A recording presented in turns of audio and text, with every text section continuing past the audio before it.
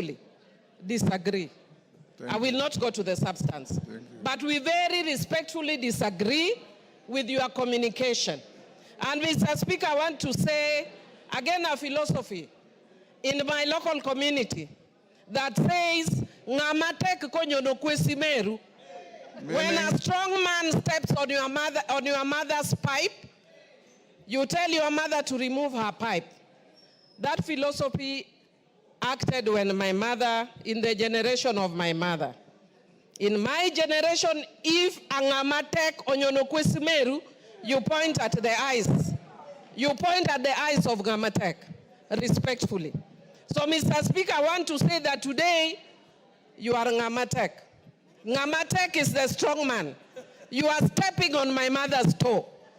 But I will respectfully tell you, Mr. Speaker, that I don't agree with you as a strong man, that you are stepping on my mother's toe. And as Azimio, we are going to take further action until you stop stepping on my mother's pipe. And I respectfully, Mr. Speaker, note your communication. Thank you, Honorable Millie Odhiambo. Order. I'm not opening any debate. Honorable Millie Odhiambo, that is how the law works.